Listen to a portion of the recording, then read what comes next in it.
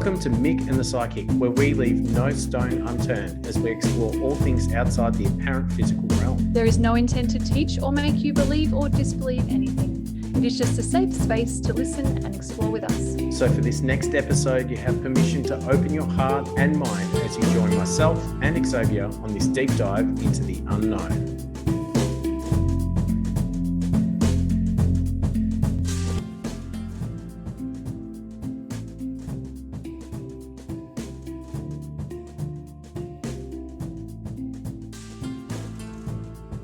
Another great podcast today because we have a wonderful guest and someone very close to me, actually. It's Steve Burgess, who is a hypnotherapist with well over 15,000 past life regression sessions under his belt. He's an author of a few books, The Power of Past Life Regression, Famous Past Lives. You've done a whole lot of hypnosis scripts as well, and with a couple of different volumes, so a lot of hypnotherapists would know about that. He's a prolific speaker, not a horrific speaker, doing a lot of speaking to doctors and to corporate groups. He has Hypno for All on his YouTube channel, which is a whole lot of really good resources for people to access hypnotherapy for free, I guess, through the YouTube. So you don't need to see him or pay him for sessions, which is great. And also, of course, Lionheart Training, which is Steve's training center where he trains people from around the world in past life regression. Are there other things that you train on Lionheart Training that I've missed, Steve? Many other courses, from hypnotherapy training to pain management, language patterns, all sorts of different things, mainly for hypnotherapists. Yeah, wonderful, wonderful. And very well trained in NLP, EFT as well, I think, Steve. Yeah, I'm an advanced EFT practitioner. I spent a week with Gary Craig at Gary Craig's home in San Francisco in 2003.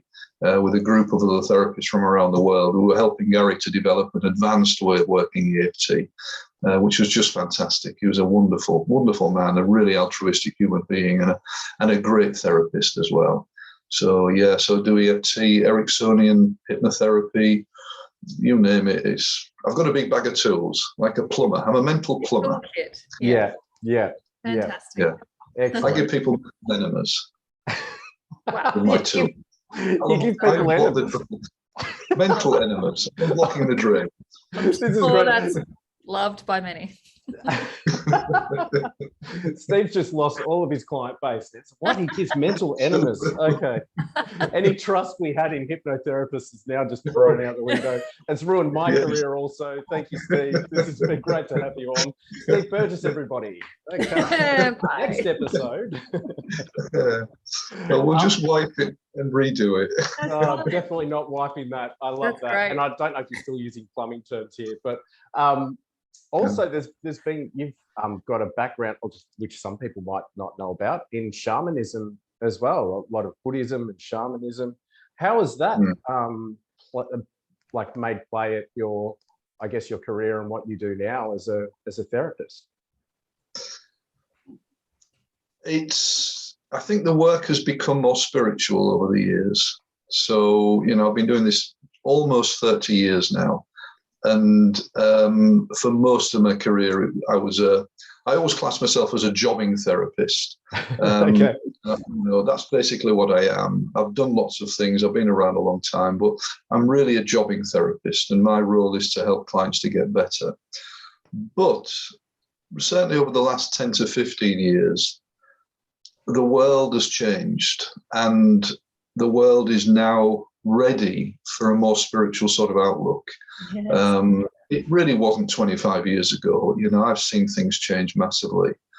And so part of my spiritual path and my spiritual growth as a spiritual human being has been to sort of raise my vibrations, if you like, and connect with nature in shamanism, and then spend time in Buddhism and very seriously in a very Buddhist, a very sort of serious practice for some years. And that sort of has changed me. So I now, because of those things, I feel I'm a more balanced individual.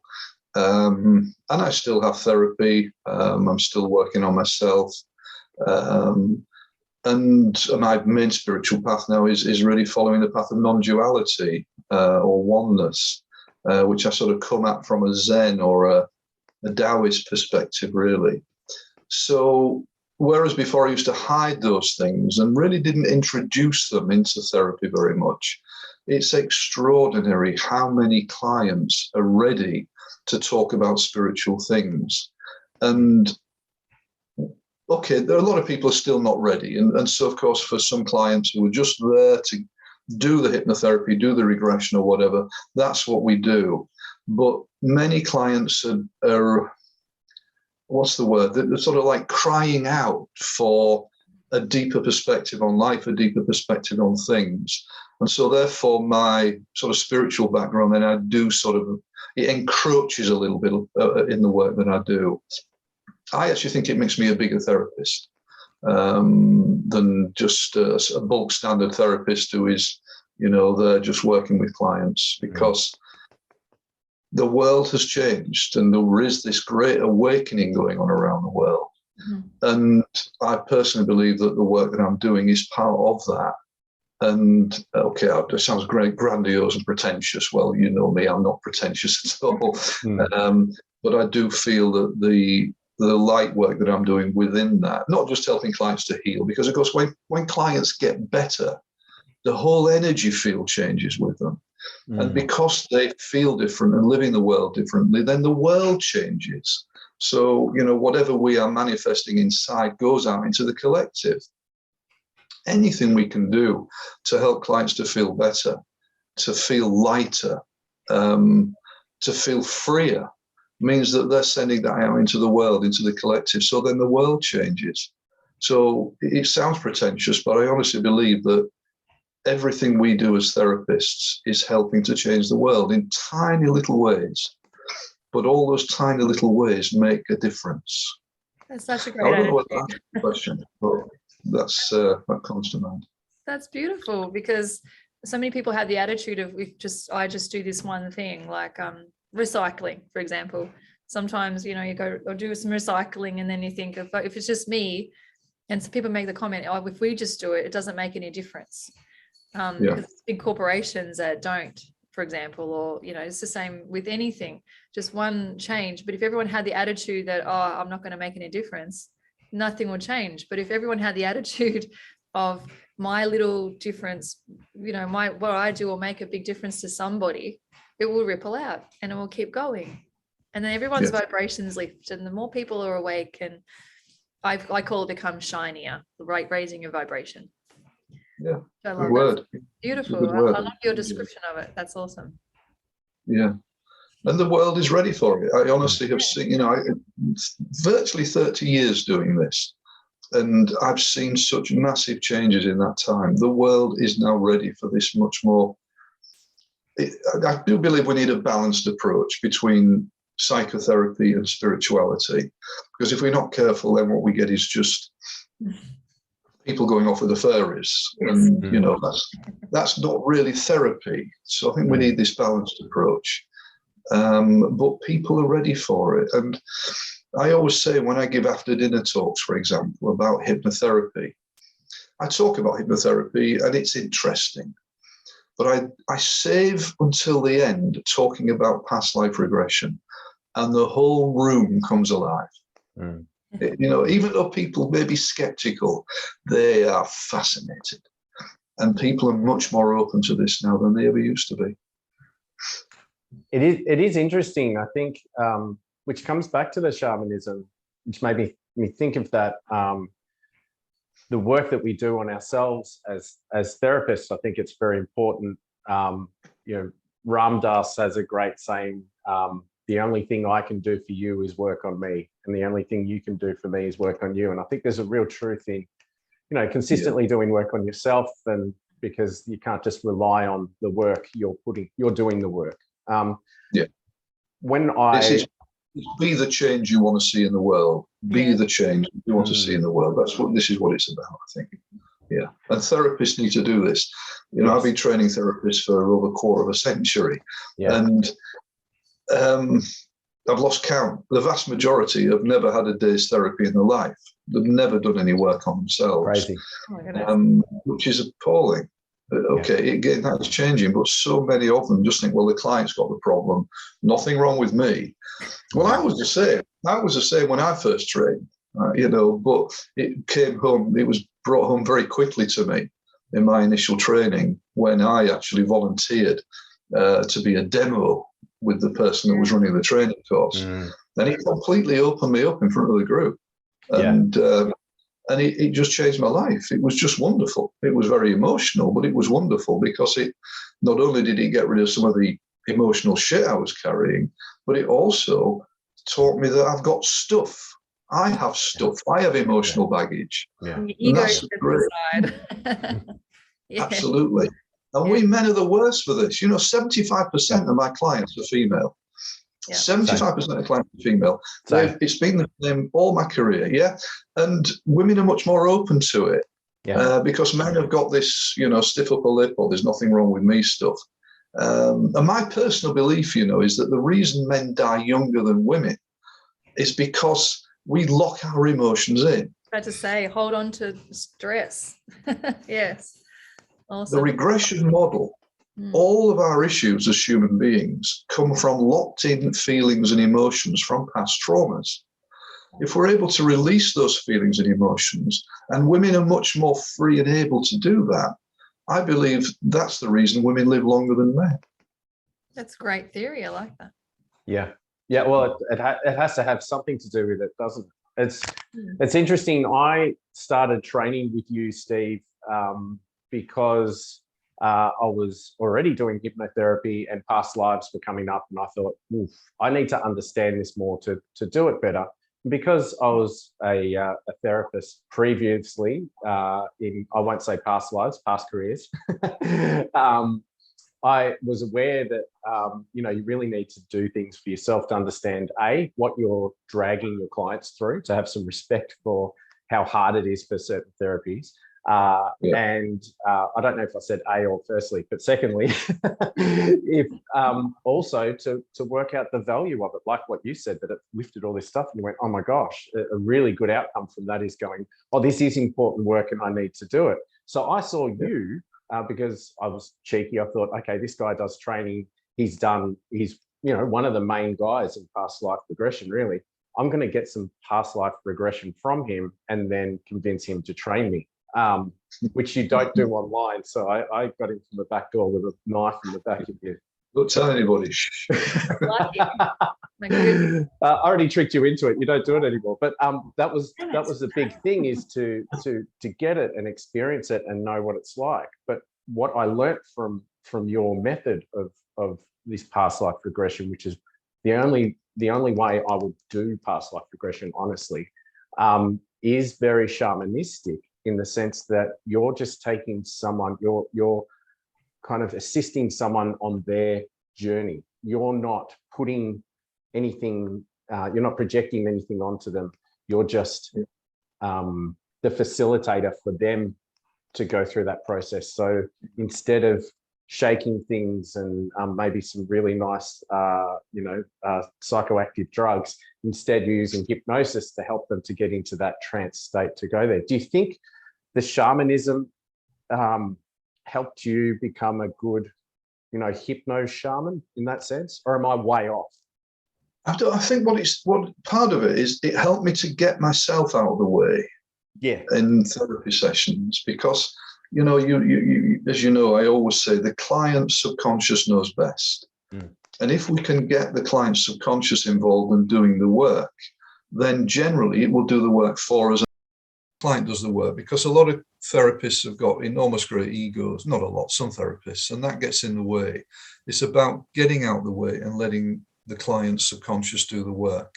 So in regression, and regression for me is the most powerful therapy tool that there is available. I've trained in lots of therapies in my career, but regression is the most powerful. And regression is about digging out the roots if we can dig out the roots of the problem is like a weed that's growing upwards. And a lot of therapy is about chopping it down. Regression is about digging out the roots. And when we're letting the subconscious do that, it just is a journey that the subconscious is doing. And as you say, we're facilitating that. So, the shaman in traditional ethnic cultures, they would very often go on a journey for their clients and they'd go in the altered state. But in our job, in our profession, it's about the client goes in the altered state and we're holding the space for them. And that's very shamanic, holding the space for the client to do the work. It doesn't mean to say we're sitting back reading the newspaper while they're involved in the therapy, but it means that we are letting the subconscious do it. And that for me is the most important thing, because the subconscious knows best and it knows where we need to go. Do we need to go back into regressing into this life?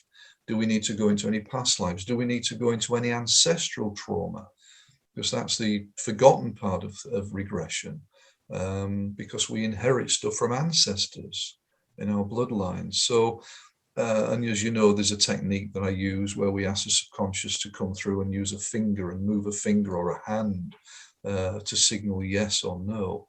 And then when that's happening, the client subconscious knows that, okay, we're on the journey now, we can get better from any issue. Is that the indicator for you to know that the subconscious is in control? I feel like that ideomotor response, the yes or no with a finger or thumb or somewhere on the hand, was a way to more for the therapist as well, to know that the session is going exactly where the subconscious wants to go and you haven't gotten in the way and sent them off on another journey. Yeah, that's it. So it's as much for it's great for the therapist because you can just ask the subconscious, what do we do next? Cheating. I was just gonna say, I thought I was cheating when I do this style, but that feels like cheating too. I love it. It's cheating. It is. I do it so differently, and I'm just so fascinated about hearing this because I've always been wondering. I'd love to have my client experience the past life rather than me seeing it for them, because I channel it and I connect with their subconscious, and I describe it all. But then there's got to be this massive level of trust from the client that I'm being honest. So the way you guys do it, where you take them on that journey and you hold the space for them and they see everything, is really cool. And so I can see so different people be drawn to the different modalities to help with their past lives. Well, I also like to learn this version too. I think the important thing, which I'd love Steve to explain for everybody as well, is, and it's not so much like the past life stuff is interesting, but it doesn't matter as much as the actual healing. So for yourself, Xavier, when you actually do a channeled session with someone, you're not just giving them info that they can go back and go, oh, that was fun, that was relevant, whatever. You're actually getting some healing out of it. So maybe how do you do it, X, to get that healing side of things? And then maybe Steve, if you can talk about how it happens in hypnotherapy. Is that? It's so I feel like I'm cheating because I haven't done all the training like you have. I've just I learned how to do past lives and how to heal them, which I think is very important. I get lots of people come up and tell me, oh yeah, I got told by some psychic that I was this blah blah blah in a past life, and I'd say, did they heal it or clear it for you? No. So they just open this can of worms that's hanging over their head, which isn't very healthy. And I've said this in another podcast, don't do that.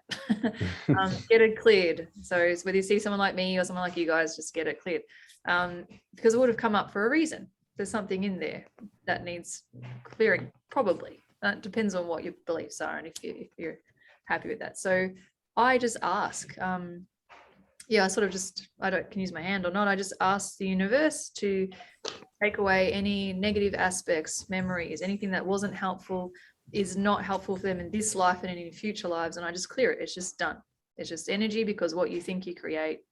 And if I ask it to go, it goes with love and it gets transmuted into love. And I also do ask if there's any helpful knowledge or skills or anything to integrate that into their subconscious, or also so they can tap into it and bring it forward into their consciousness when they need it in this life or in future lives. So they could have been a doctor or something cool, and they might want to bring those skills into this life somehow. So I just ask for that to happen, and it just happens. Also, though, I do teach other people how to release past lives. And so I'm wondering a bit of the crossover is because I haven't had the training that you guys have, but when I guide someone through and explain to them how to do it, they can see it for themselves, and that then they are doing it for themselves. And then I teach them how to do it for others. So, and I've never had a client where their first go, they didn't see it themselves. So I'm wondering, is that kind of like hypnosis, or am I just helping them channel and they're just doing it because I've asked? I don't know the difference, because they just happen to see it, and then they can tell me all about their past life, which is awesome. I'm not sure which one I do. Where's the where's the crossover? Yeah. I would think there's quite a big grey area in the middle, Xavier. I really would. I mean, what you're doing for your clients is channeling, which is a different modality to the regression modality. Yes. And okay, you're getting results, but it is a different modality.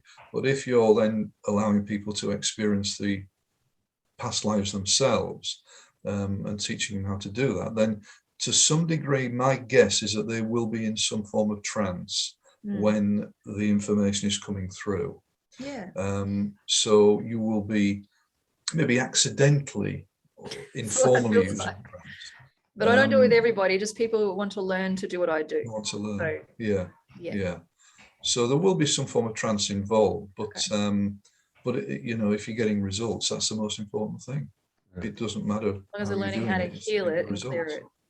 Yeah. And not whereas of course from whatever it was. Yeah. Well, the way in regression, in hypnotic regression, it is a different thing, because the client is usually reliving the traumas. So most regression is about releasing the traumas from the past. Yes. And they do that through crying or shaking, occasionally writhing, screaming, yelling, really, they can go into some really deep stuff. Sometimes too. Okay. Doing it, and so that's a hypnotic regression. That's in trance, and the stuff's coming through energetically. And it sounds scary. It doesn't happen very often, but when it happens, it means the client is going to get better. Fantastic. And the therapist then is just going to keep the client in there. So as an example, I was working with a client over the weekend in Oslo, a Nepalese lady in Norway, and she went back into a past life. Now, this is also something interesting, which I'm not sure whether your modality would be able to work with. This is when a client doesn't see the past life, but they just experience it, what I call kinesthetically. Yes. So not everybody is visual, not everybody can see the pictures from a past life. Correct, yeah. And that type of client is, and this lady was quite a big releaser. She was very, very scared and crying and shaking, and her breathing was coming. And this went on for, 40 minutes while we released all the energy of it. She was reliving, if I remember, a birth in a past life. Wow. So she was being born in a past life, and it was scary because the birth was going wrong. As it happened, she didn't die and the mother didn't die, but it was a very scary experience. And she's had that in her all of her life until now. Now, the sense of freedom that she will get because of releasing that emotion is phenomenal. Amazing. I mean, I've already done, this is the second session I've done with her. Even after the first session where we did this regression, it blew away so much of her stuff. She just said, I feel so light now. I feel so much lighter. So that's regression at its meatiest, if you like, going into the nuts and bolts and being killed in a past life in battle and experiencing the horrible death. And so much of it is death. Yeah. But we do also bring in resources from past lives as well that you can use in this life. And that's also part of the process, and also getting an understanding of why the problem is as it is. So, people by reliving a past life will suddenly, they'll get an understanding. They'll say, so no wonder my mother's always hated me, because Yes. I killed her in the past life. No wonder she's always hated me. That makes so much sense. Yes. So these threads that come through from past lives to now, that understanding is also part of the therapy. But in our case, it's done by the client. It's taking them in, letting the subconscious bring it through. And as I say, it's just so powerful. Amazing. What a gift, being able to experience your birth. And then you'd have so much understanding and I guess maybe compassion for the whole process when you have your own child or other people, like what it actually would be like. And then the reason why she might have been holding on to that experience for whatever reason in this life and why it needed healing. Like, it's so interesting. Think of why she needed to experience that. You know, it may be that one of the reasons that she's not been able to get pregnant, let's say, I can't remember, I don't think that is the case, but one of the reasons she can't get pregnant is because of the trauma of that birth, and the subconscious is saying, whoa, we don't want to get pregnant because we don't want to go through that horror again. Do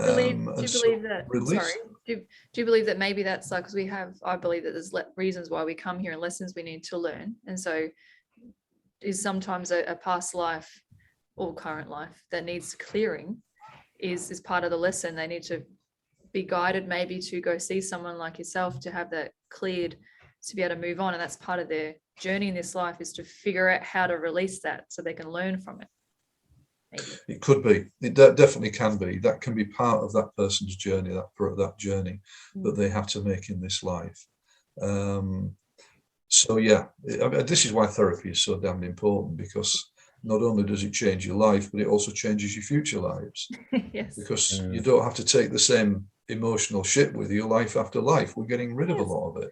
I think outside of therapy as well, I think it often happens through therapy, but I think people going through horrific ordeals and situations and being able to process them and grow from them is something that helps future generations as well, or even past generations. Depends how linear you want to look at past lives, future lives, whatever.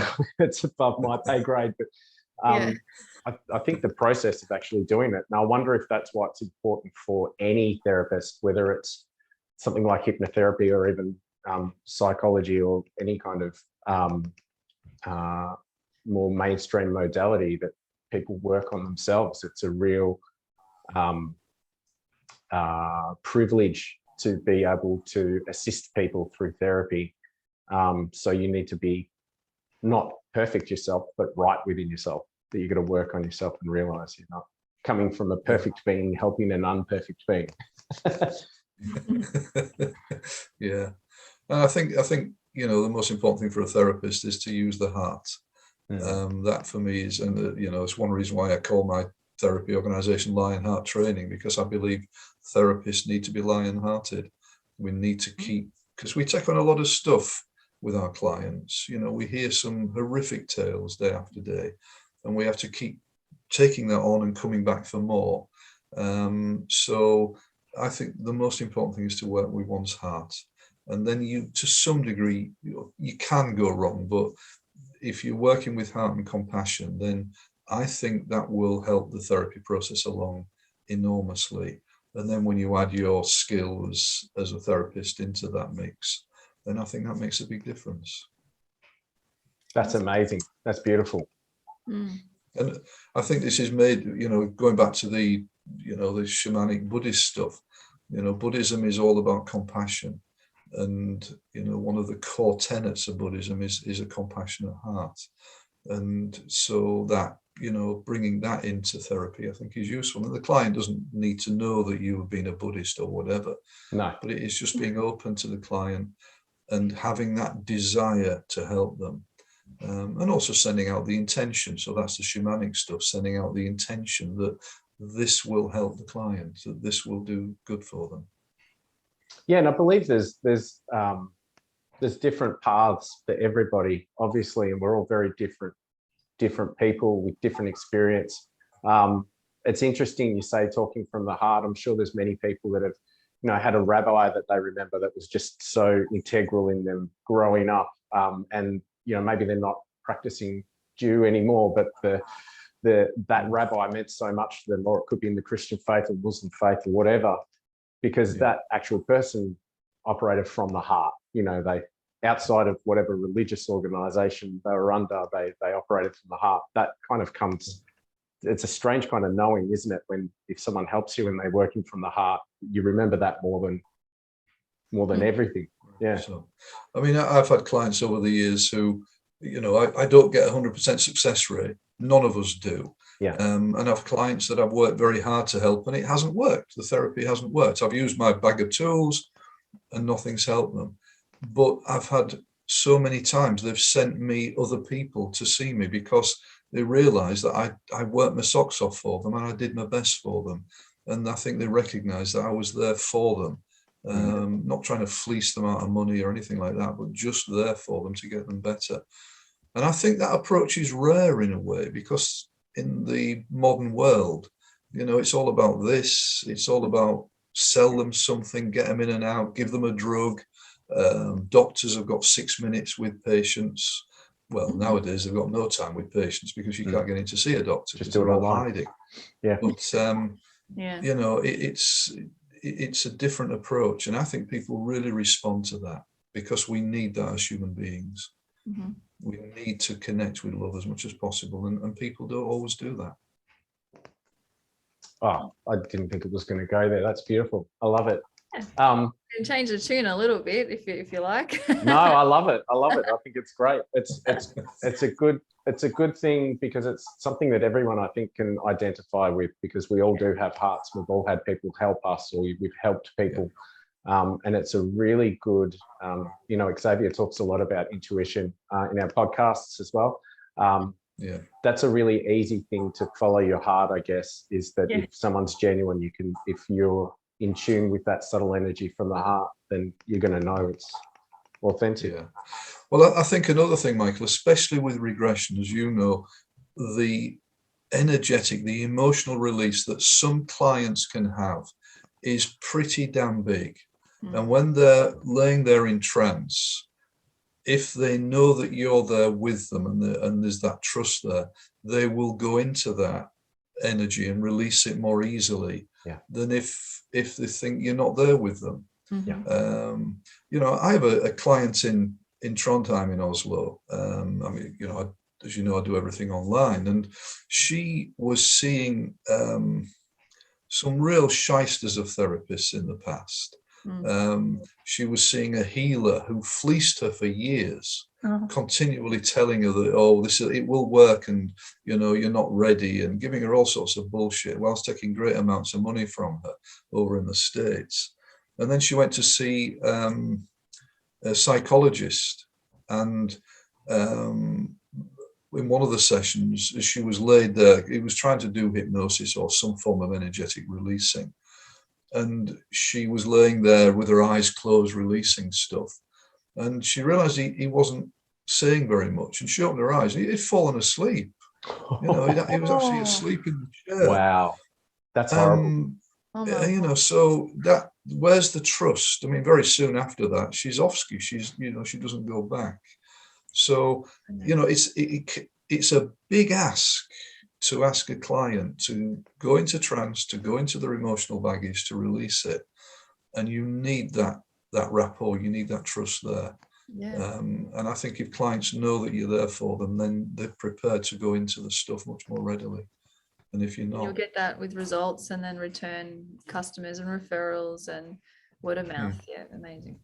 Yeah. Hence, you don't trust it's kind of like don't trust a skinny chef, which is unfortunate for chefs that stay in shape. But it's like don't trust don't trust a therapist that hasn't had therapy or doesn't constantly get some form of therapy, because they don't know what they're putting you through, so they may not respect it as well. And I think, you've used the word intuition.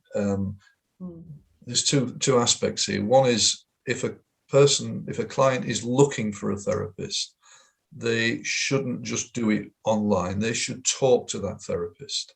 They should give them a call or do a Zoom call and talk to them and get a sense and use their intuition. Does this person feel right? Could I trust this person? And if they don't feel right, don't go to see them. Use your intuition. Not all suited to everybody. It could just be your bedside manner. It could be your vibe. It could be, I don't know, very much being so. male or female even. Sometimes you'll just get along better. Yeah, you have to talk to them. Yeah. And sometimes you may be triggered by the therapist. You know, it may be that you've got a Zoom call with this possible therapist or with me, and suddenly you see this bearded bloke and it triggers your childhood. Your father was bearded and he used to beat hell out of you. Yeah. Well, in a way, that's good. You should see that therapist. But obviously, if that triggers you and it doesn't feel right, then you're not going to go to them. But always use intuition. And looking at it from Xavier's perspective as well, and the way that we work as hypnotherapists, yes, I use intuition, but I will always prefer to keep myself out of the session and let the subconscious of the client do the work. Yeah. Because there are times where my intuition may not get it right. And so therefore, if I'm just one of these, I'm using my intuition all the time therapists, then I'm not going to get it right all the time. So if we can, I tend to keep intuition as a backup. The most important thing is letting the client subconscious do the work. Because if we're able to do that, then we get the results. I'd love to ask, like, on that. So in our type of work, I think absolutely. I think as a psychic, if you don't trust your intuition, you're probably not a psychic. I was gonna say, I can't not trust. That's what you're doing.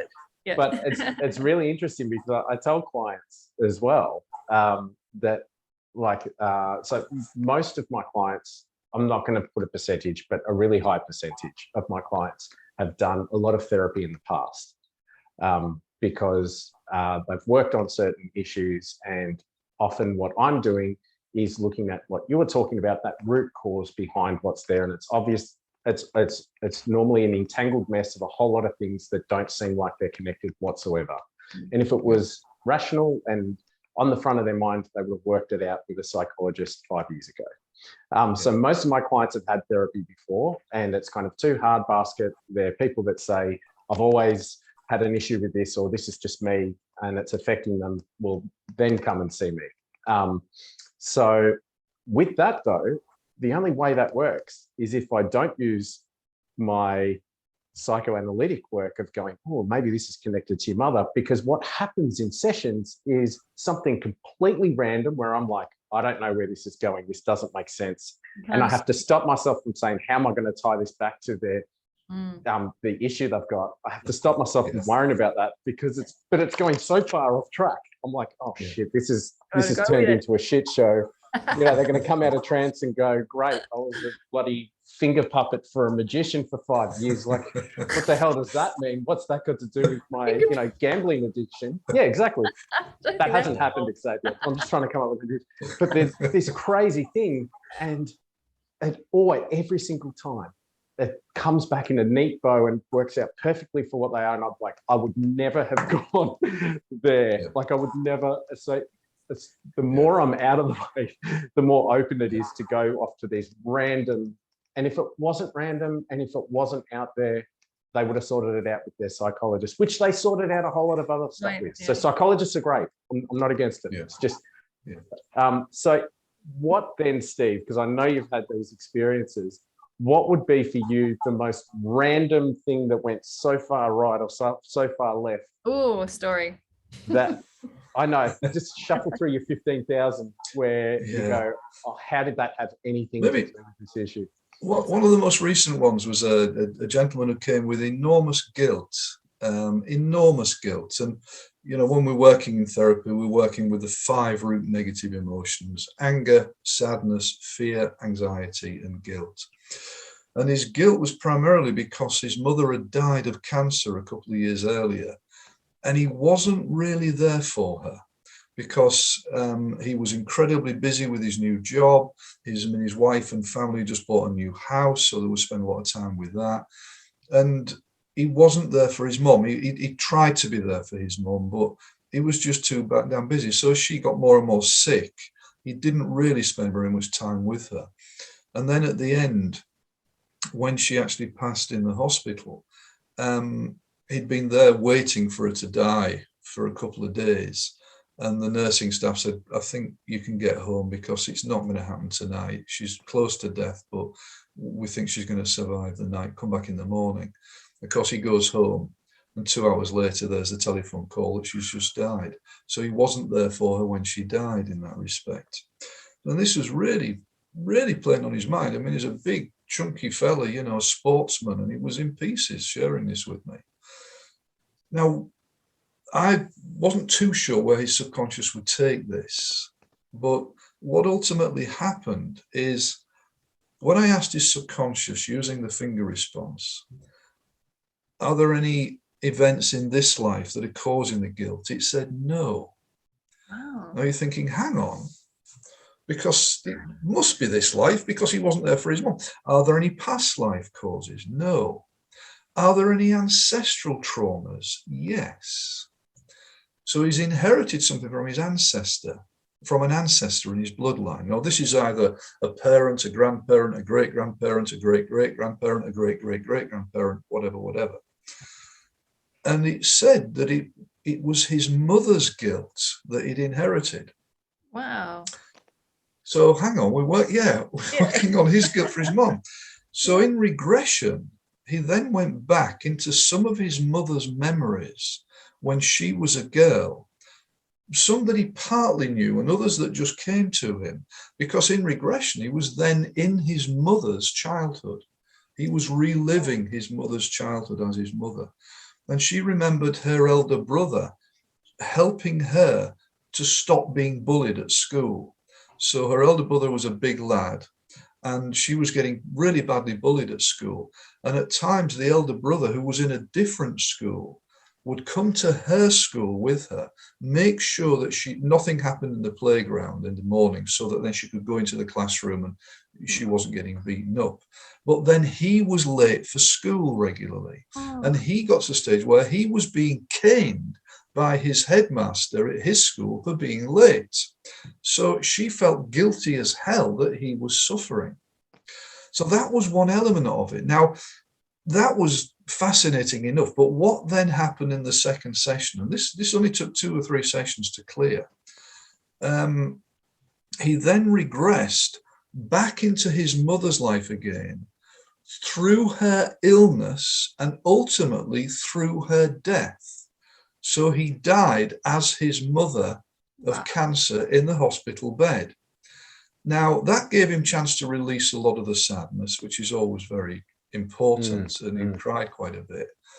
But what he realized is, as his mother left the body and moved into spirit, it didn't matter that he wasn't there. Yes. It didn't matter. She was completely at peace, as we are usually when we go into spirit.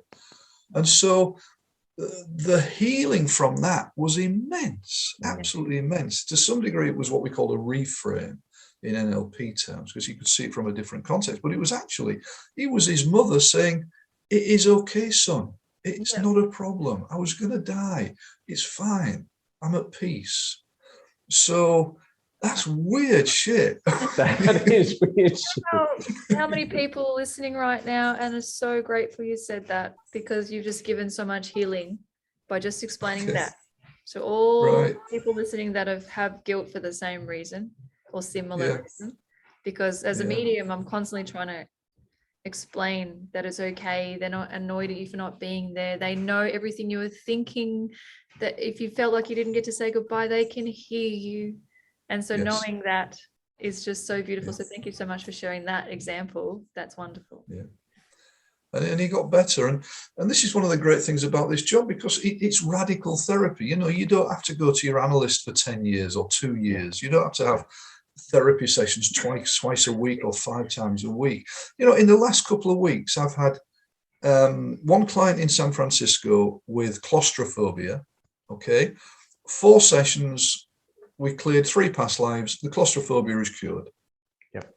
A client in Romania with panic attacks. She's been getting panic attacks for 5 years.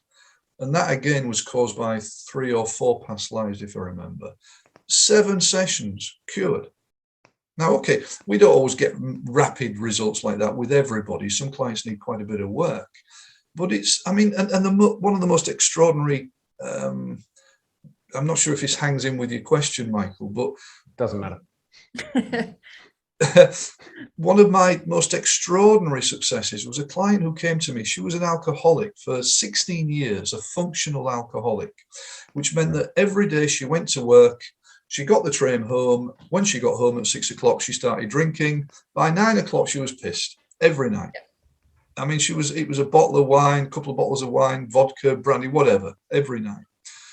And she didn't have a life. And she actually was forced to come to see me by her friend, who said, go and see this Burgess fella. He may be able to help you. And she was, get out of it. He's not a bloody hypnotherapist. But she came, and I always remember the first session. She sat in front of me. All the body language was like this, face like a slapped house, you know. Hanging for a drink. And she was going to prove to her friend that this bearded weirdo couldn't help her. That was she was going to prove. Yep. So I took a history of the problem. There was actually trying to find any causes in this life. There weren't any. She'd had a decent childhood. You know, there wasn't anything in this life. So really, then it has to be past life or an ancestor's life. I took her into trance. She went into a past life and she started to cry. She couldn't see what it was, but she knew there was a lot of sadness in that life. So we spent the whole session just crying, sobbing and crying. Yeah. And then we finished the session as she calmed down. She came out of trance. She never touched a drop of alcohol since that day. And this is 24, 25 years ago. Amazing. Wow. Now, it was just, I mean, we call them one-hit wonders, a one-session hit. Awesome. I wish that happened all the time. I'd be a millionaire. It'd be great, wouldn't it? But, but in one session, so we did further sessions. She was in past lives. She died in the trenches in the First World War as a soldier. She was killed as a Christian in the Roman amphitheaters by being torn to pieces by the lions, etc., etc. But that woman got her life back. I mean, it was just extraordinary. I still call her Wonder Woman. I see her occasionally nowadays. She gets in touch, and it's like 24 years now, Burgess, and it's still going well. Amazing. So, you know, sometimes this takes your breath away. You don't expect things to happen as they do. But the subconscious, if with some people it can work so elegantly, it's just remarkable. It really is. Amazing. I'm glad the shamanism's probably helped you to stay humble, because it's really hard not to get a big head and float away with the awesomeness of the massive changes you can do. Which is great. Well, that's it. You know, they then claim, well, I did this and I did this. No. I didn't do any of that. The subconscious did it. Yeah. I was just fortunate. And I mean, you know, the story I tell quite often is how I got into past life therapy as a therapist. Steve Burgess, how did you get into past life therapy as a therapist? I'm glad you asked me that. All those 400 prepared questions that I sent you before the interview. They're all shit, so, you know. A young fella came to me. I'd been working as a therapist for about 6 months. I did my initial training, got set up, and was a standard hypnotherapist using basic hypnosis, which basically means taking my clients into trance, giving them hypnotic suggestions. We call it post-hypnotic suggestion therapy, and or using visualizations, metaphors to heal. And, well, it was sort of working a bit, but not as well as I'd wanted. And then this young fella came in. He was in his early 20s with one of the most severe anxiety states I've actually seen in 29, 30 years. And he sat in front of me in my office in the chair, and he was shaking.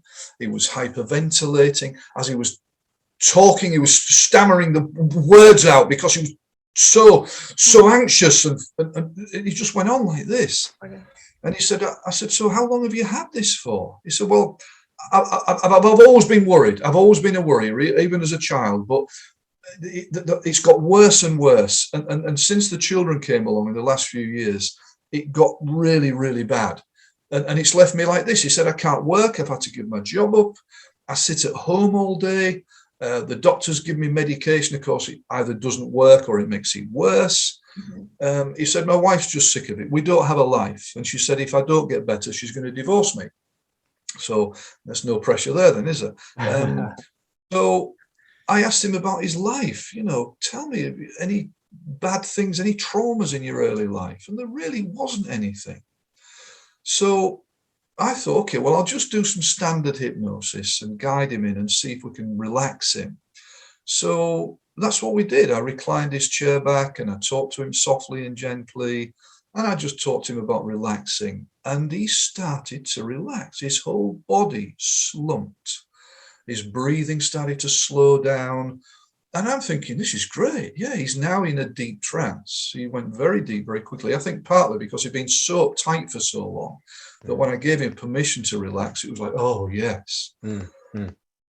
Now, after about 5 or 10 minutes of me burbling on about relaxing, and I'm sitting there with my, hypnosis script in front of me, just in case I missed any of the words.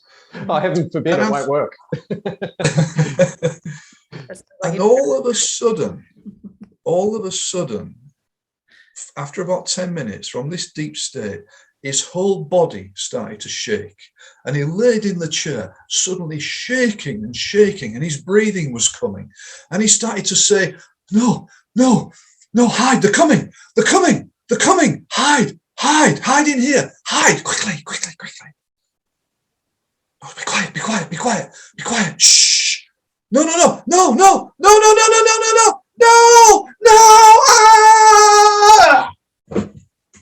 Wow. Great reenactment. Were you an actor in a past life? And I'm sitting looking at my script thinking, what's this? Oh. I said, how do you feel? I feel wonderful. Oh, I feel absolutely wonderful. I have never felt this calm in my life. I thought, well, I'm fucking done. Bloody coronary here. I said, what was happening? He said, it was weird. He said, it was like I was in another body, in another time. He said, I was a man. We were hiding from soldiers. It was Nazis. The Nazis were looking for me and the family. And we tried to hide. And then they found us and they came in and shot us all. They killed us all. Wow. What was that about? So I said, well, I think you've been in a past life. I mean, obviously, I knew about past lives. I hadn't trained in them because in those days, very few people did past life regression 29 years ago. Yeah. In the UK. I said, so how do you feel? He said, I feel fantastic. His issue was cured in 10 minutes. It was completely gone. And it never came back. And I thought, why don't I know about this? This is bloody important. Why haven't I been trained in this? So I then started to get information from the States, from a past life organization. I started to develop it, play with it. And then over the years, I've created, as Michael will know, this structured system of regression, which really any therapist can use. Oh, and thanks it a lot. Some therapists use it better than others, Michael.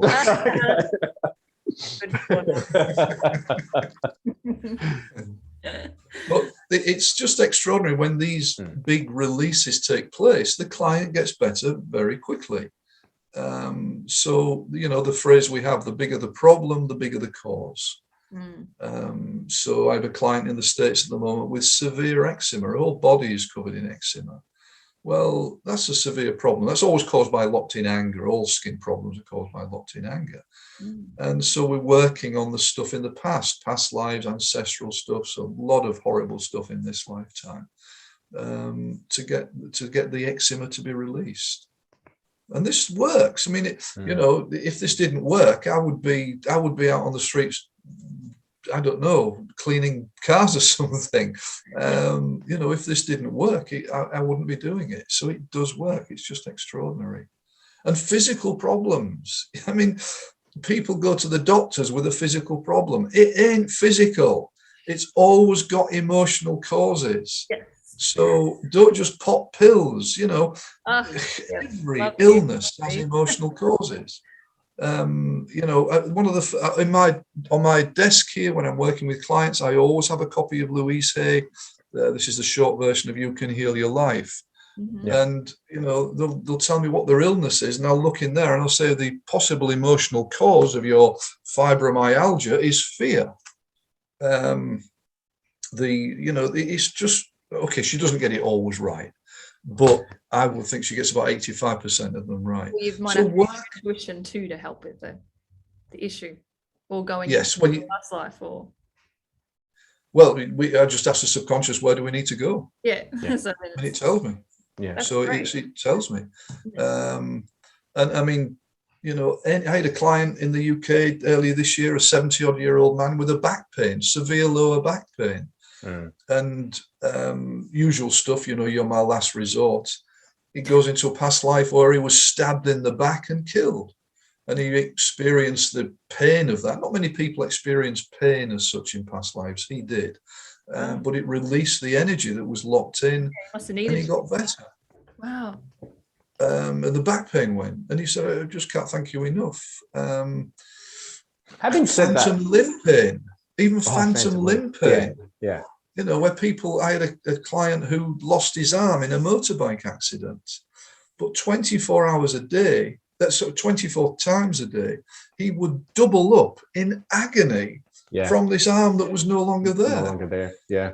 So I said, what do you remember of the accident? He said, I remember nothing. He said, I remember getting on my motorbike, driving out that morning, getting to the junction with the busy road. I must have pulled out, but I remember nothing. What that means is his conscious mind has repressed that memory because it was too painful for him to remember. Well, I allowed him to relive that memory. It wasn't fun, but he relived the car hitting him, his arm being wrenched off and ripped off, waking up in hospital 2 days later. But it let go of the phantom limb pain. Amazing. So every physical problem has emotional causes. And until the world understands this, and of course, Big Pharma doesn't want anybody to know anyway, because it's all about putting pills in people. But until the world knows this, we're never going to heal. Yeah. Cancer is a controversial illness. It has all sorts of levels to it, but one of the levels is emotional. And if we don't work with it, I have a client in Oslo at the moment who has breast cancer. Her oncologist is desperate to slash the breast off. Her oncologist keeps, and we've got to take that breast off. And she said, I'm not doing that. I am going alternative.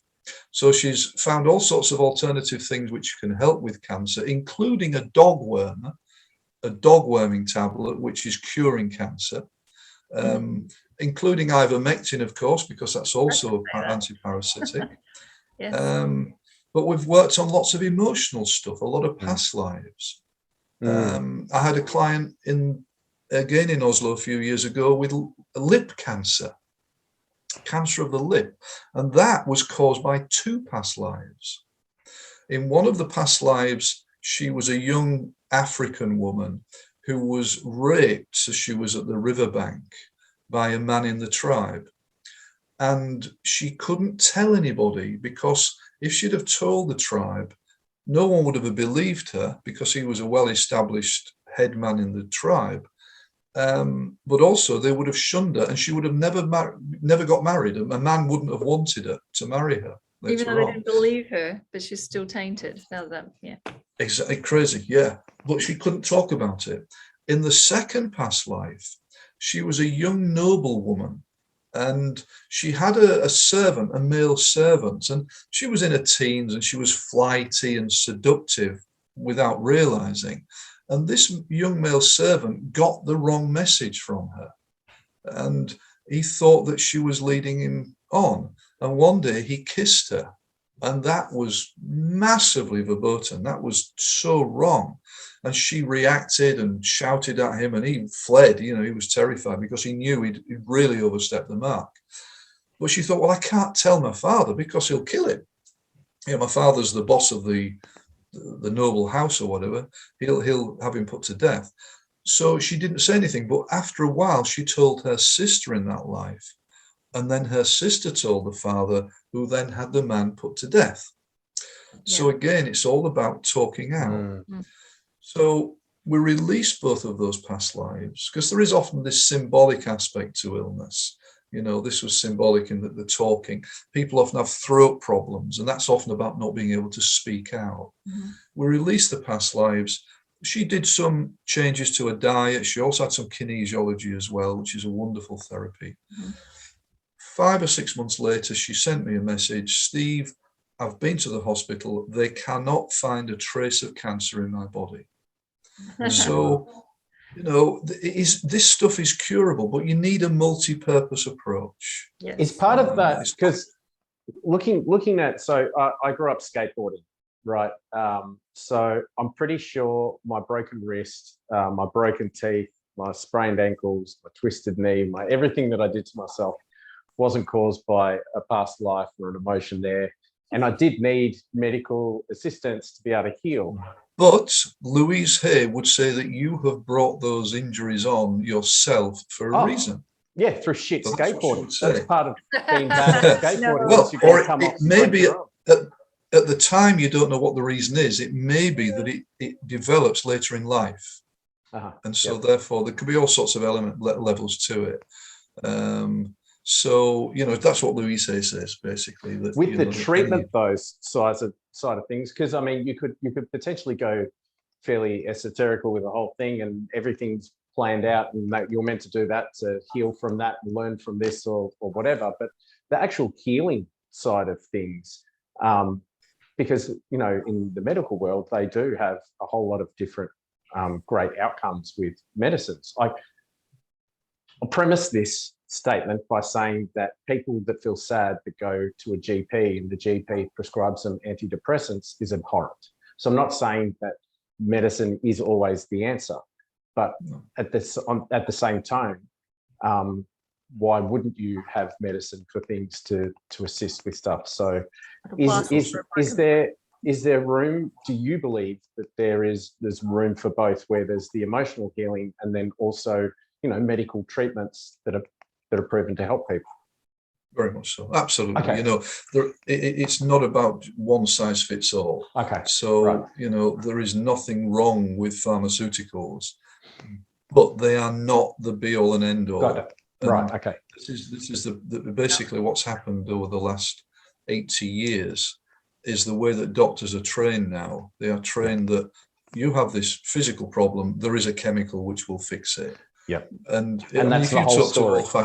That's it. If you talk to doctors, doctors who have been practicing for 20, 30, 40 years, they're all sick and tired of it because they can't do what they used to do, which was to talk to the patient, listen to the patient, learn about the patient's background, et cetera, et cetera.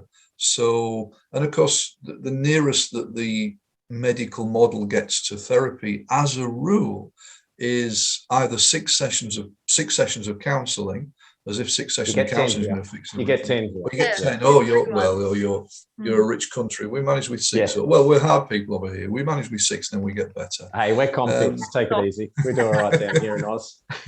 or they do CBT, cognitive behavioural therapy. Yes. Which is a good therapy, but it doesn't have a very high success rate. It is not as successful as they want us to believe.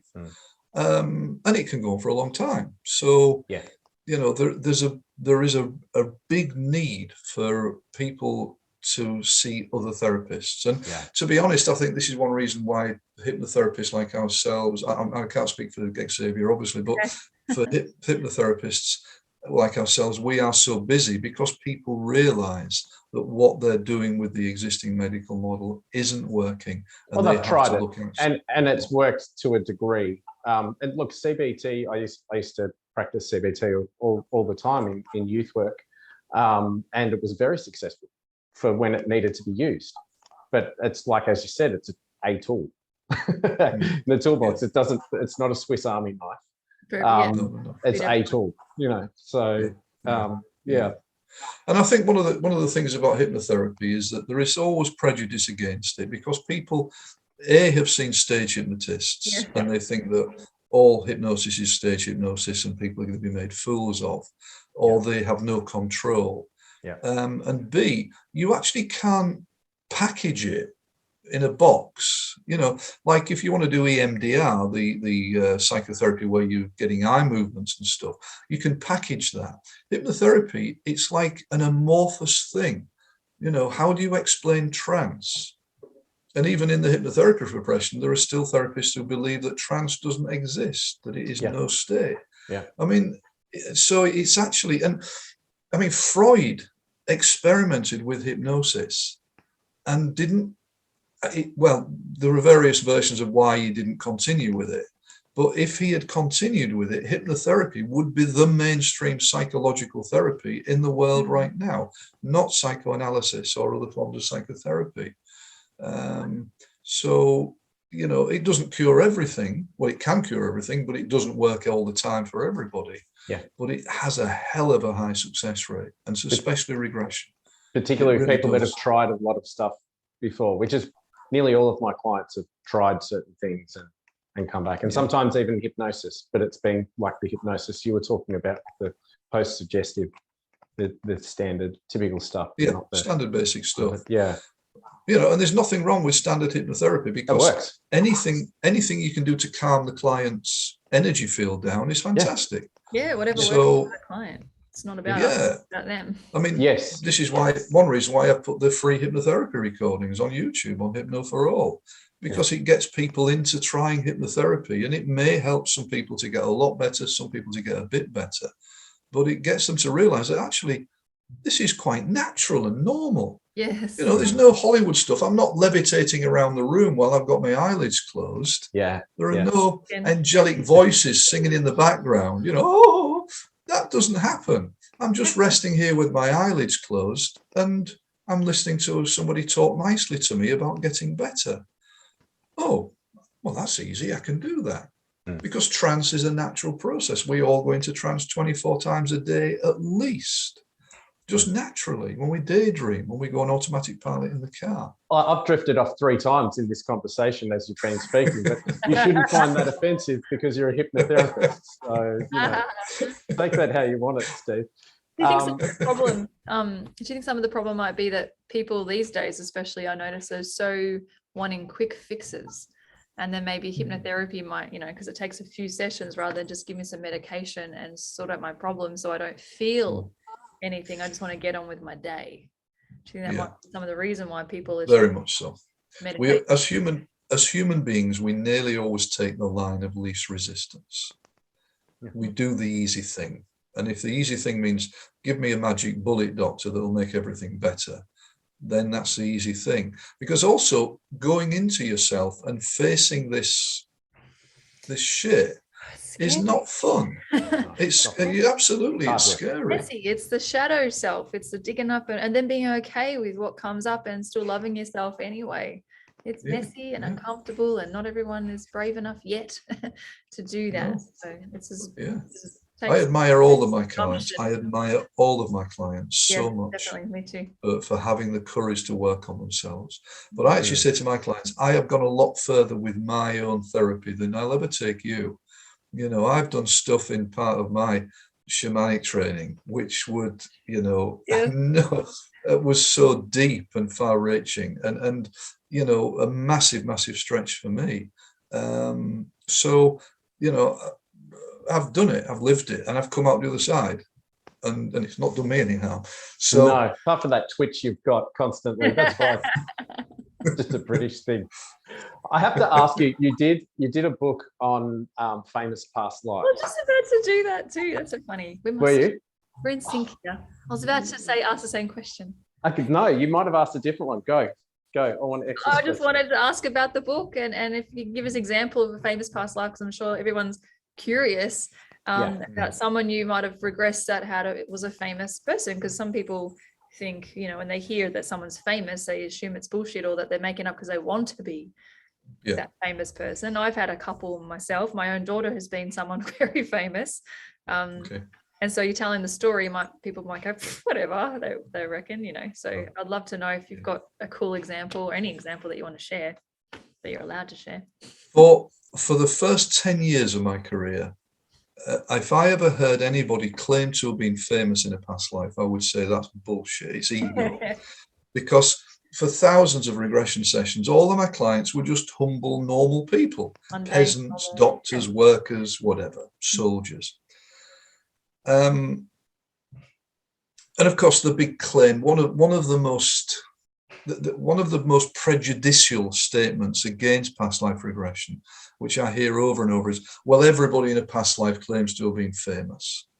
No, they don't. So No, I've done thousands of sessions. People don't claim to be famous. I haven't had one yet. Okay. You'll get one. After 10 years, a lady contacted me and she said, on the phone, she said, something weird happened at work last week. She said, I work in an office. She said, there's a man in the office. We get on very well. You know, we're not having a relationship, but we get on very well. And she said, as he passed me a file one day, as his hand touched mine, I got like an electric shock through my body. And immediately I got this image in my mind's eye of a woman with long reddish hair in a big long dress. And I felt really impatient. She said, I haven't been able to get that out of my head for the last week. She said, do you know what it is? So I said, yeah, vodka probably, but it could be past life. What have you got a hotline now, Steve? It could be past life. Come and see me and we'll check it out. Yeah. So she came along and I thought it was going to be a pretty standard past life session. She went into trance. I guided her back to that image and it really opened up for her in trance. She was then this young woman in an old oak panelled room waiting for somebody to arrive, and she was so frustrated and her fingers were strumming on the sides of the chair. She was so agitated. And then all of a sudden this man comes in wearing all this sort of oldie-fashionedy clothes, and they fall into each other's arms and it's kissy and huggy stuff. And this was, basically it was her lover. And we obviously connected. The man in the office who triggered this was that man, because it had triggered off these memories.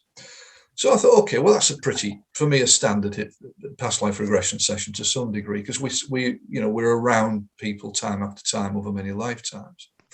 So I thought, okay, well, let's do a little bit more. So just move to another significant experience in that life. And she then saw herself sitting on a throne, a raised dais, above a whole group of people, hundreds of people all looking at her.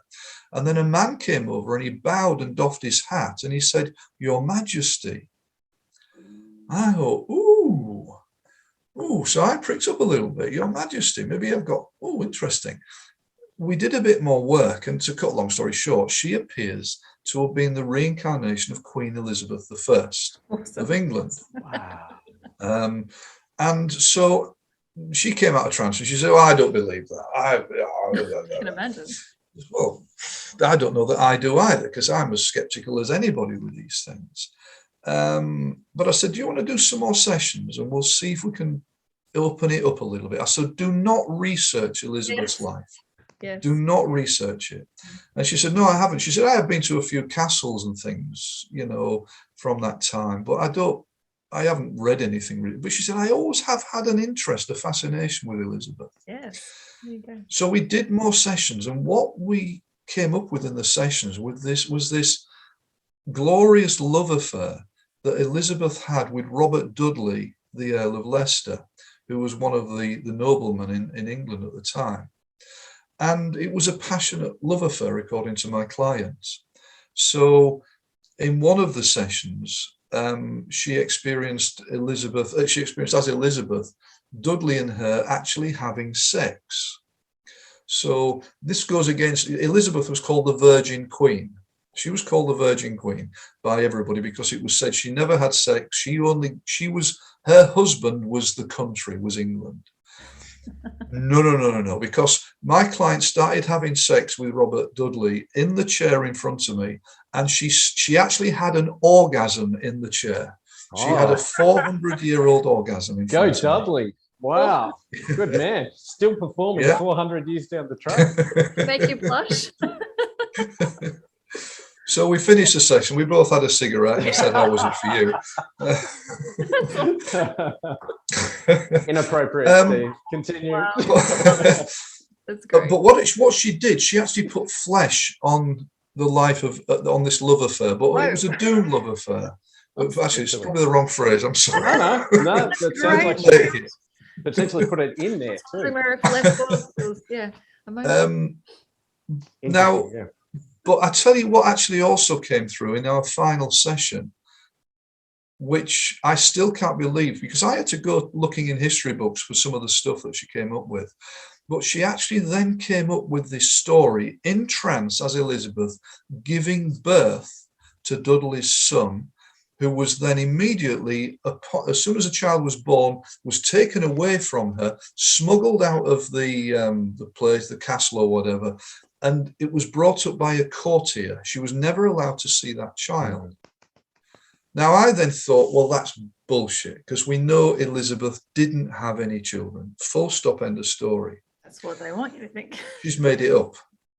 And then I did some research, and I found that there is a story of a young man who, maybe 20 years after Elizabeth's death or whatever, was shipwrecked off the coast of Spain and was taken in by the Spanish authorities. He claimed to have been Elizabeth and Dudley's love child. Wow. Who had been smuggled out the palace and brought up by courtiers.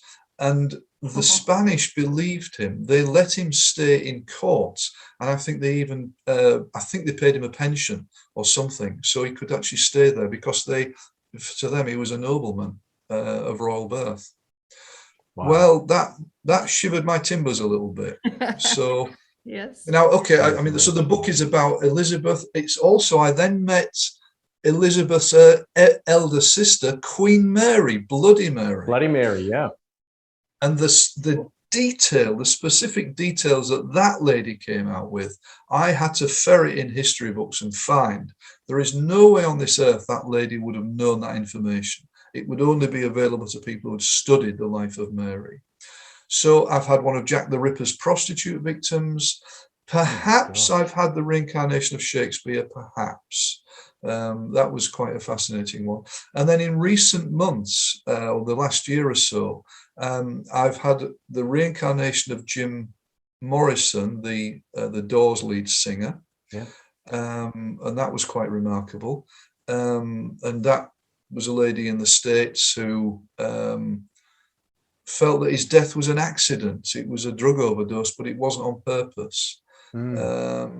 So these sort of famous things keep dripping in.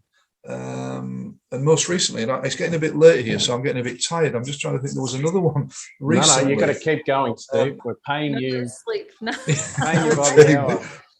Paying me, really. Well, I didn't know. I'm trying to find my notes, but it'll come to me. Oh, I'm so sorry. Of course, silly me.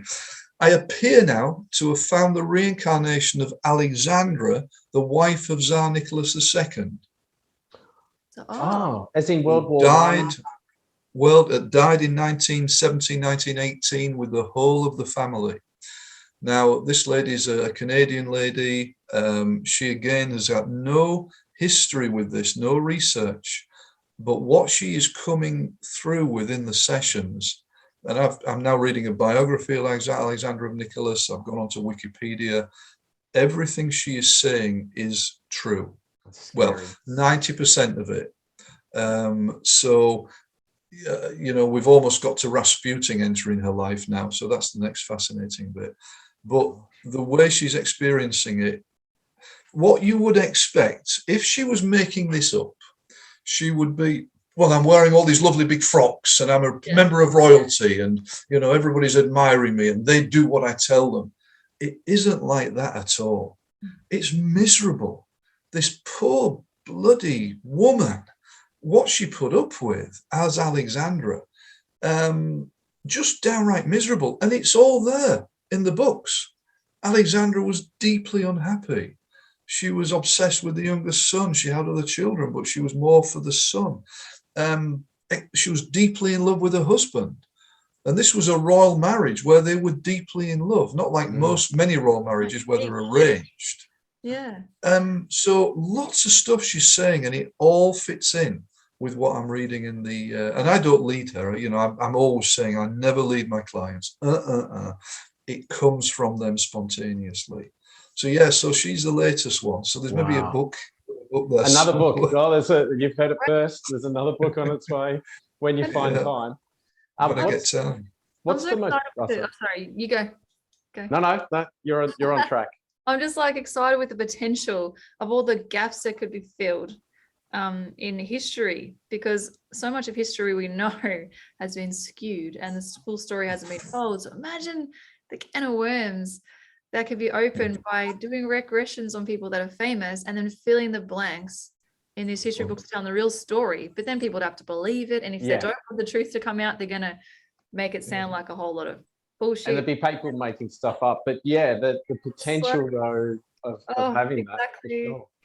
What then, my question was going to be, what's the most boring and uneventful past life then? Because, okay, you've got famous ones. Give us an idea of the other side of this. Let's go. There are many of them. In fact, many past lives, they're actually quite tedious. You know, the client is just a peasant tilling the fields. You know, they live an unfulfilled life. They live and die as a peasant. They live in a hut.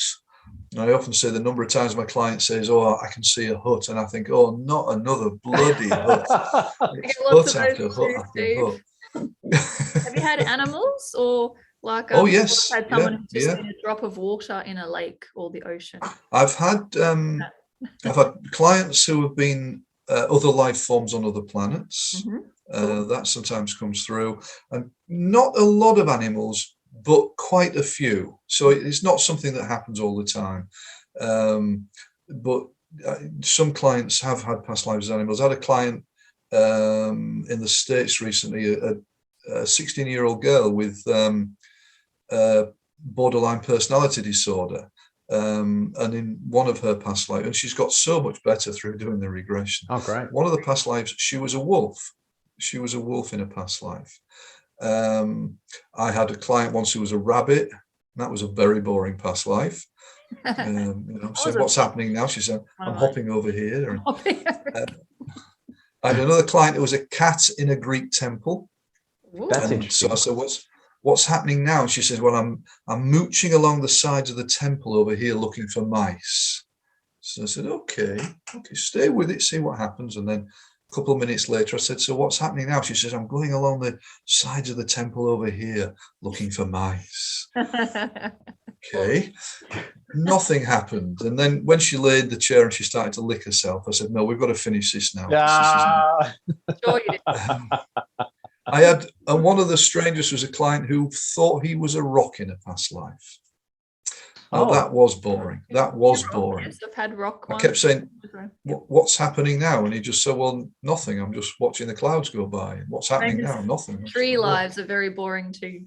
Yeah. Well, and of course, they're seeing though if they're a rock or a tree when they don't have eyes. What are they? How are they seeing? Are they just consciously aware of? They just must be aware in some way. Yeah. And of course, you know, this connects to the shamanic concepts that everything has spirit, everything has soul. And you know, Tibetan Buddhism says that every blade of grass has a Buddha in it, every leaf has a Buddha in it. So there is this concept that everything is alive and everything has soul. So, but from a past life regression session, it was very boring as a rock. It's all right. They needed to, maybe their lesson in that was to be patient, and they're bringing that into the current life or something, you know. maybe even that was just meant for confirmation for you on that connectedness of everything being there, or the story of things being rocks and things for others to hear. Yeah, you've just blown some brains right now by going, what, you can, a rock that I go kick along the path. There's a challenge. Consciousness, like. There's a challenge. None of this. You've already done a famous past lives book, Steve. That's easy money. All right. What I want you to do is write a book, and I want you to name it "Inanimate Past Lives." And I want you to fill the whole book, and you're going to have actually to sell it. Somehow do that and sell it. I think if you were really being true to yourself. Yeah. I mean, I have written a third book. It's called The Adventures of a Hypnotherapist, but I just can't get a publisher for it. I can't get an agent for it. So, wow, that's exciting. And that's full of a lot of the very quirky stuff that I've done over the years, such as the alien abduction regressions, with people who appear to have been abducted by aliens. There'll be the Dolores Cannon vibe to it, that one. Yeah, a little bit. Yeah. Awesome. I wonder if if we can drag you back on it, because there's been a few topics that you've just flicked across, like lives on other planets and alien abduction, past lives, and spirit whether you would release therapy, working to release spirit attachments. That happens sometimes. Spirit attachments. A client today, she had 3 spirits attached to her that we sent home. So you that can do that can too with happen. hypnotherapy. Amazing. I didn't know you could do that with hypnotherapy, because again, it's something that I would do. So this is great. I'm learning so much. This is awesome. Yeah. Well, I mean, basically the client's in trance, but I then am involved. I then am using my medicine name to raise my vibrations, calling upon spirit guides, and going through a protocol to release the spirits. And in most cases, they go fairly easily because they're a bit lost. Sometimes they need a bit of a push, and occasionally you'll get the odd bad spirit. But so that's another aspect, and it's always fascinating stuff. It's a weird job we have. Just like, there'll be people listening and they're like, yes, I get it. They're totally on par. And others are going, what the hell? Yeah, of course. Amazing. As I would have done, as I did. I mean, when I first read You Can Heal Your Life nearly 30 years ago, I thought, what a load of nonsense. And now it's one of my Bibles.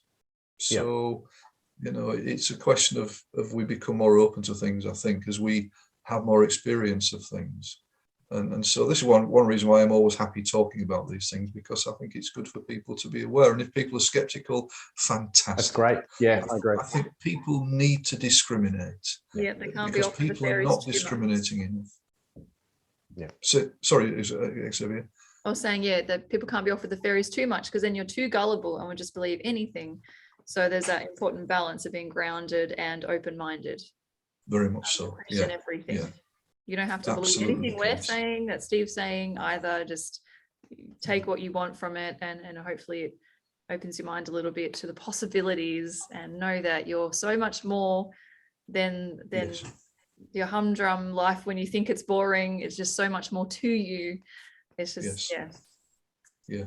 It's interesting that often people are open to looking at more when the shit hits the fan. True. I remember growing up in the church where it was one of those things where you only pray when something really bad's happening, whereas prayer is meant to be a conversation with God the whole time. It's kind of the same thing outside of that as well, where when people are confronted with death, the death themselves that they're going through the process of, or of loved ones, and hearing, say, from yourself, Xavier, or hypnotherapists as well, when you're going through past lives, and like the story you had, Steve, where that information comes in, and it's not just, oh, well, that made me feel better. There's a knowing that comes from it, where you go, oh, wow, that really resonated with me, and that doesn't just make me feel better. That's actually opened my mind to this experience was important for me to learn more about what's out there. And then people don't need to believe this stuff. I mean, I often say to my clients, we go where your subconscious takes us, and you don't need to believe in past lives. Just have the experience, because it will still get you better. Yeah. And so, as Xavier was saying, don't take my word for it. Have the experience. And if at the end of that you get better and you still, my client, the alcoholic client, as I said, after 16 years, never touched a drop after that first session. She still says, she's appeared on TV with me in a TV program talking about this stuff. And she sat there and she said, well, I still don't know whether past lives are real. I honestly don't know. She said, but I don't drink anymore. Yeah. So I don't care. So whether it's real or it's mind over matter or whatever, as long as they're better. Exactly. Yeah. And so if people don't want to believe this stuff, it's not a problem. But the most important thing is having the experience and not shutting down to it. There's a lot of prejudice against this stuff. And I think there's a lot of prejudice partly because we live in a Judeo-Christian culture. And of course, past life stuff wasn't really taught in either of those cultures. So, people have grown up with a skepticism towards it, whereas you work with somebody, as I do, from Nepal. They just know past lives are real. They don't have any problem with this stuff. But it doesn't matter. People will still get better. And I still have clients who I see years after, I meet them in the street and they'll say, that past life stuff was weird. I still don't know if it was real, but it got me better. So it's okay. We're not preaching at anybody, and it doesn't matter.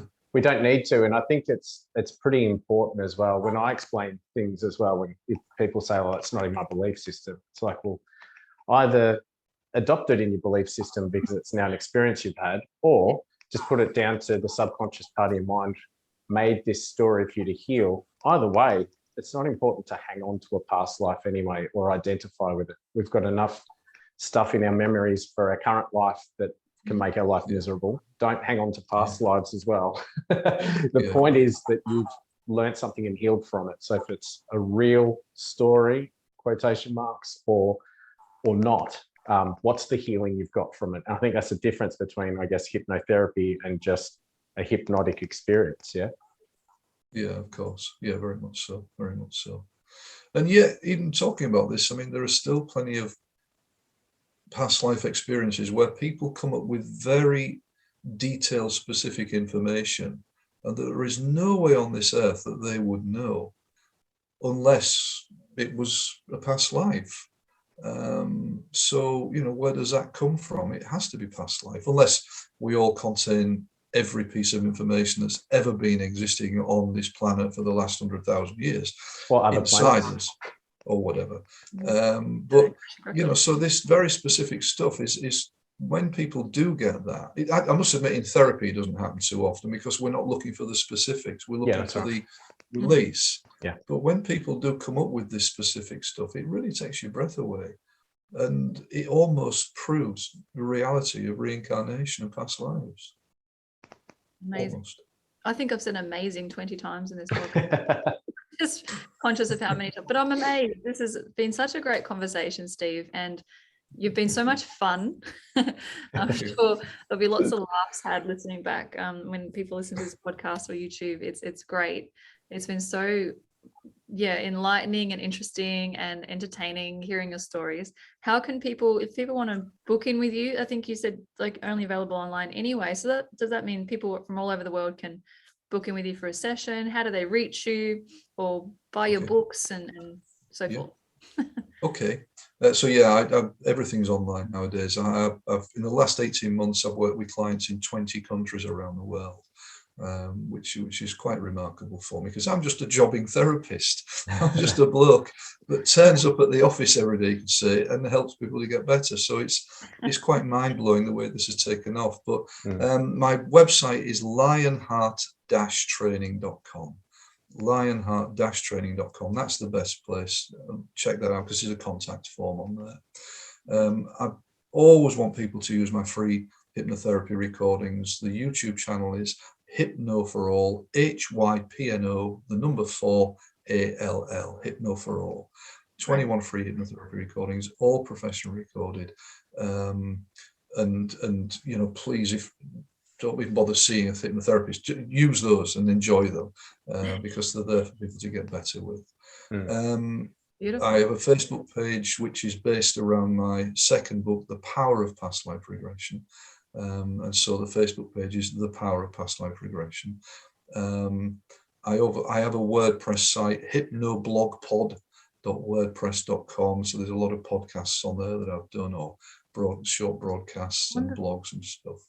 My book, The Power of Past Life Regression, available everywhere. It's also an audiobook, so we recorded it last year, and it's selling so well as an audiobook. And people are saying the most wonderful things about because I narrated it. I couldn't afford to get Stephen Fry or some super famous. Stephen Fry wouldn't do it anyway, I'm sure. So I recorded it myself, and it was great fun. And so I'm in the process now of recording Famous Past Lives as an audiobook. So The Power of Past Life Regression is also available as an audiobook, and that's it basically. And training as well, that's on your Lionheart. There's some information there about training, although I at the moment I've sort of, with all the scamdemic going on, I've sort of pulled back a bit from doing training until things settle down. Until it's easier to do in person, But I do still run some courses in the south of England, and so people. I'm can very check me out jealous there. that I'm over in Australia and I missed the sneaky boat that Michael got on. The heck? Yeah. What the? Well, he spoke That's all nicely right. to me. Yeah, that's right. And listen to the recordings. I'm very interested because I think it's fascinating and I love your style. And this was really, really fun. You have a big, beautiful heart, and I really appreciate all the wisdom you brought to this podcast. And I'm sure you'll get lots of people jumping on board and checking out your website and your audios. That is fantastic. And very And we'll put it all in the show notes as well, so people can see that in the show notes of the podcast and YouTube. So yeah, Okay, that's Awesome. wonderful. Thank you so much. Yeah. wonderful. Thank you, Steve. My pleasure. Been a real pleasure being with you both. Thank you for being such nice people. It's been fun. Thank you. Lots of love to you both. Thank You can tell us the truth after. Yeah, that's right. That's it for another episode, but that doesn't have to be the end of the conversation. Feel free to leave your comments on our YouTube channel, or for those podcast listeners, you can email us at mickandthepsychic@gmail.com to leave your feedback or questions. I'm a certified hypnotherapist and timeline regression therapist. If you wish to contact me to explore the source of an issue you're facing, just book a session at hearnhypnosis.com.au and include the promo code MATP for 10% off. You can contact me on Insta and Facebook at hearnhypnosis. Check out my website at optimisticxavier.com.au if you feel you'd like to connect with me as a psychic medium, spiritual mentor, or intuitive coach. Include the promo code MATP for 10% discount.